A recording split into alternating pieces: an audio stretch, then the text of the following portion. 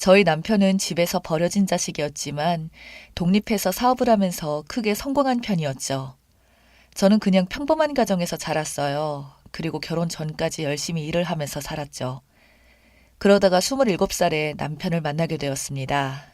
결혼 후에도 일을 하다가 아이를 가지게 되어 퇴사를 하고 가정주부로 만족하는 삶을 살고 있었고, 그렇게 아이도 2명 낳고 행복하게 살아가던 도중 저와 고등학교 때부터 친했던 친구인 현정이가 많이 힘들다는 사실을 알게 되었어요. 현정이는 22살이라는 어린 나이에 아이를 가지게 되어 결혼을 하게 되었는데, 알고 보니 15년 동안 남편이라는 자식한테 맞고 살았더군요. 원래 아이한테는 손을 대지 않았었기에 애가 성인이 될 때까지만 참고 버티려고 했다고 합니다. 그런데 애한테까지 손찌검하는 것을 보게 되었다고 해요. 그래서 화가 난 제 친구는 남편이 잠깐 집에서 나간 사이 무작정 짐을 싸서 아이를 데리고 도망을 쳤다고 하더군요. 그렇게 수중에 있던 돈으로 며칠 숙박을 했지만 돈이 그렇게 많이 있지 않았던 현정이는 며칠을 고민하다가 저에게 연락한 것이었습니다. 저는 듣자마자 지금까지 왜 혼자 그렇게 끙끙 앓고 있었냐고, 미리 알아차리지 못한 내가 너무 미안하다고 하며 돈을 넣어줬죠. 남편이 퇴근하고 현정이의 상황을 말해주니 이렇게 힘들 때에는 서로 도와주면서 살아야 한다면서 돈 받을 생각을 하지 말고 도와주자고 하면서 먼저 말을 해주더라고요. 그래서 돈을 더 주고 이혼 과정도 도와주었어요. 저에게 평생 고마워하며 살겠다고 잊지 못할 은혜를 받았다고 했어요. 그렇게 현정이는 남편과 깨끗하게 이혼을 한 뒤 아들과 함께 잘 살고 있었고, 간간히 연락을 하며 소식을 주고받았죠. 그런데 7년 정도 지나고 남편의 사업이 기울어지기 시작했습니다.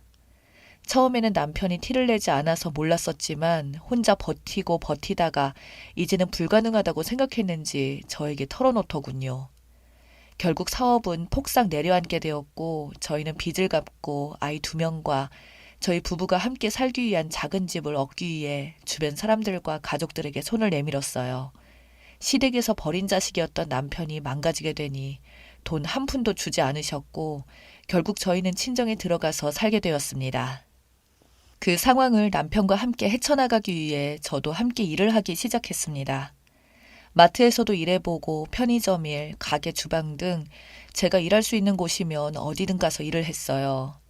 사실 남편은 제가 일을 시작하기 전부터 반대를 했었고, 제가 일을 하고 나니까 너무 미안하다며 평생 저에게 잘해줘야겠다고 하더군요. 저는 상황이 이렇다 보니 제 가정을 챙기기에 바빴고 친구들이나 주변을 챙길 정신도 없어서 이때 인간관계가 많이 망가졌어요. 그래도 저에게는 힘든 일까지 털어놓을 수 있었던 현정이가 있었고, 저는 현정이에게 저의 상황을 다 말했어요. 처음에는 저를 많이 위로해주면서 이럴 때일수록 힘을 내야 한다며 밥은 먹었냐고 저를 걱정해주더군요. 그런데 항상 연락을 주고받던 현정이에게 그날 이후로 점점 연락이 뜸해지는 겁니다. 서운하긴 했지만 요새 바쁜가 보다 생각하고 그냥 별 생각을 하지 않았어요. 그러다가 어느 날 오랜만에 쉬는 날이 생기고 애들한테 남편이 다 약속이 있다고 해서 현정이한테 전화를 걸었어요. 현정아, 뭐해? 요새 우리 연락이 뜸한 것 같아서 오랜만에 우리 만날까? 나 바빠. 아, 그래. 그럼 다음 주 어때?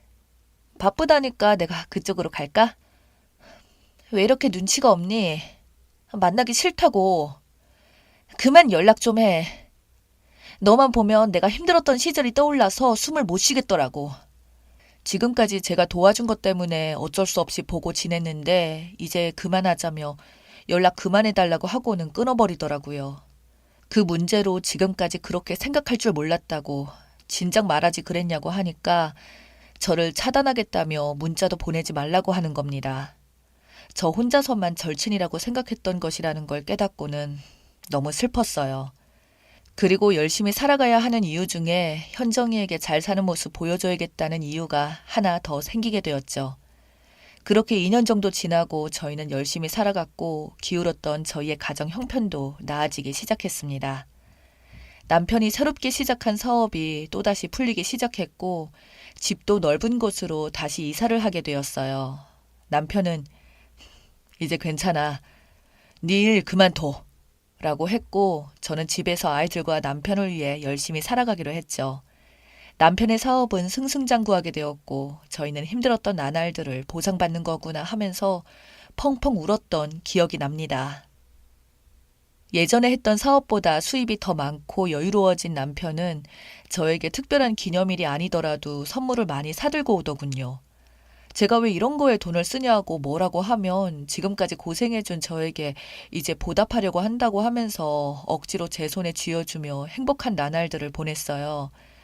그렇게 집도 사고 연년생 아이들 대학도 보내고 나니까 남편이 이제 만나지 못했던 친구들도 좀 만나고 여가 생활도 즐기라면서 카드 하나를 쥐어주고 저의 등을 떠밀더군요. 그래서 오랜만에 다른 친구들에게 연락을 해봤어요. 그랬더니 다음 주에 동창회라고 하면서 나오라고 하더군요. 그런데 저에게 조심스럽게 그날 현정이도 나오는데 괜찮겠냐고 물어보는 겁니다. 걔가 나오는 게 무슨 상관이냐고 했어요. 아니, 애들끼리 따로 만났었는데 그때 현정이가 네 얘기를 좀 하더라고. 뭐라고 했는데? 네가 현정이를 엄청 도와줬잖아. 그리고 이번에 너 많이 힘들다고. 그래서 너가 현정이한테 손 내밀었는데 자기가 지금은 그렇게 넉넉한 상황이 아니라 못 도와줄 것 같다고 미안하다고 하니까 넌 친구도 아니라고 엄청 욕을 하면서 차단했다며. 여태까지 본 너는 그런 사람이 아닌 것 같아서 말해주는 거야. 어, 알았어. 우선 동창회에 가서 얘기하자. 저는 지금 얼마나 잘 살고 있는지 보여주고 싶어서 큰맘 먹고 사뒀던 명품 원피스와 가방을 걸치고 동창회 당일에 샵에서 메이크업까지 받았습니다.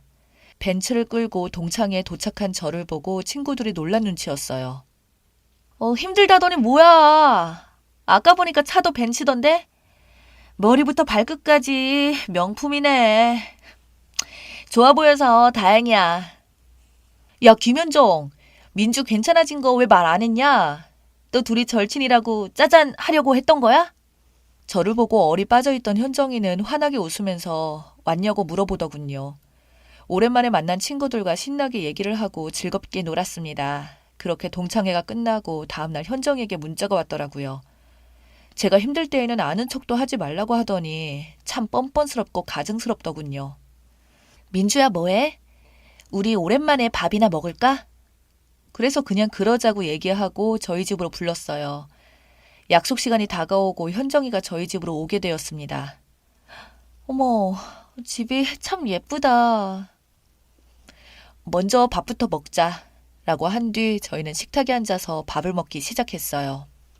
그런데 갑자기 현정이가 저를 걱정했다고 말을 하더군요.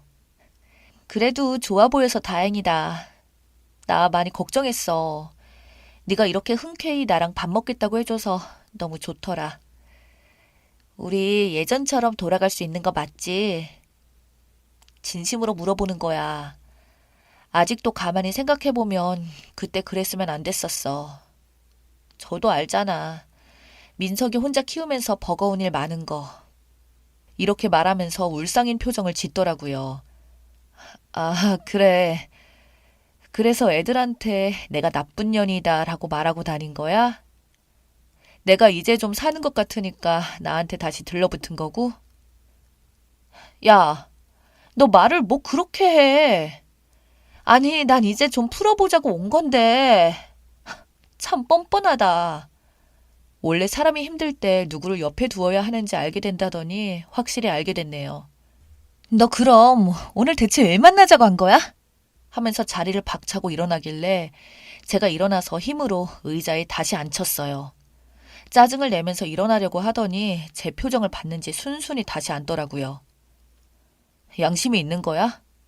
내가 그때 얼마나 힘들었는지, 무슨 감정으로 그 시기를 살아갔는지 아니? 네가 어떻게 나한테 그렇게 말할 수 있어? 나도 어쩔 수 없었어. 네가 그런 얘기를 하니까 나도 힘들었을 때 생각이 계속 나고 힘들어서 미칠 것 같았다고. 그럼 내가 다시 잘 사는 거 본 뒤에 연락을 하지 말았어야지. 그냥 잘 사는구나, 다행이다 하면서 넘어갔어야 하는 거 아니야? 대체 무슨 생각인 거야? 그래, 이렇게 된 김에 말할게. 솔직히 너 마음 약하지 않아? 내가 힘들다고 하면 돈도 주고 도와줬는데 지금이라고 뭐 달라졌겠어? 그래서 국물이라도 떨어질 것 같아서 다시 연락했지. 진심으로 말하는 거야. 라고 하면서 현정이가 앉아있던 의자를 손으로 힘껏 밀어버렸어요. 의자는 넘어가고 화를 내면서 벌떡 일어나더군요. 그러면서 미쳤냐면서 손을 올리려고 하는 거 제가 먼저 현정이의 머리채를 잡고 던져버렸어요. 너 다시는 나한테 연락하지 마. 그리고 내 눈앞에 띄지 마. 다시 내 앞에 나타나면 네 삶은 물론이고 네 아들 손주 인생까지 다 망쳐버릴 테니까. 내가 다시 일으켜준 너의 집 내가 다시 망가뜨려도 할 말 없지 않겠어? 이제 볼 일 없으니까 꺼져. 그랬더니 가방을 들고는 벌벌 떨면서 나가더군요. 사실 이 정도만 해도 애가 정신을 차렸을 줄 알았는데 몇 주가 지나고 남편에게서 어이없는 말을 들었습니다. 남편은 현정이가 저와의 사이가 멀어진 것도 모르고 있었기 때문에 현정이에게서 온 연락을 의심 없이 받았다고 해요. 그리고 현정이는 오랜만에 만나자고 하면서 자기가 식당은 미리 예약해뒀다고 하며 민주한테는 제가 말했으니까 따로 말씀 안 하셔도 돼요. 저랑 같이 차 타고 가기로 했었거든요. 그래서 남편은 그 시간에 맞춰 그 자리에 가게 되었다고 합니다. 그 식당은 모든 자리가 예약제로 되어 있는 한정 식당이었다고 해요. 근데 식사 자리에 가보니 저는 없고 현정이만 앉아 있었고 남편에게 민주는 화장실에 잠깐 갔다고 하는 말을 듣고 자리에 앉았다고 합니다. 시간이 5분 정도 지나고 제가 오지 않길래 이상해서 폰을 들어서 저한테 연락을 하려고 했다고 하네요. 그런데 갑자기 자기 옆에 와서는 전화를 못하도록 폰을 뺐고 갑자기 안 하던 짓을 시도했다는 겁니다. 그래서 남편이 뭐 하는 짓이냐고 화를 냈더니 민주보다 자기가 낫지 않냐며 그냥 가볍게 즐겨보자더군요. 화가 난 남편은 그 즉시 자리를 빠져나왔고 집에 오자마자 저에게 얘기를 해줬던 것이었습니다. 인연이 정신을 제대로 차리지 못했다는 생각이 들었죠. 그 다음날 제가 현정이 집에 찾아가서 무작정 문 열어줄 때까지 초인종을 눌렀습니다. 그랬더니 10분 뒤에 문을 열어주더군요. 저는 인간 같지도 않은 것에게 말했어요. 야, 도른년아, 네가 인간이야? 네가 내 남편을 불러내서 헛짓거리 했다면서. 난 그때 그 사건 이후로 정신 차린 줄 알았는데 너 진짜 인간이 아니구나. 라고 했더니 무슨 오해가 있는 것 같은데 네 남편이 밥 먹자고 하길래 그냥 나갔을 뿐인데? 라고 하더군요. 참 어이가 없네. 내 남편 핸드폰 자동 통화 녹음되어 있어서 네가 먼저 전화한 거 다 듣고 왔는데 어디서 오리발이야. 정말 이대로 못 넘어가겠다. 너랑 나랑은 이제부터 친구가 아니고 원수야. 이렇게 둘이서 현관에서 말했었는데 화가 너무 나서 현정이를 밀치고 집 안으로 들어가서 엎어버렸습니다. 아들은 자취방에서 살고 있었기 때문에 혼자 살던 집이라 그런지 엎을 것도 없더군요.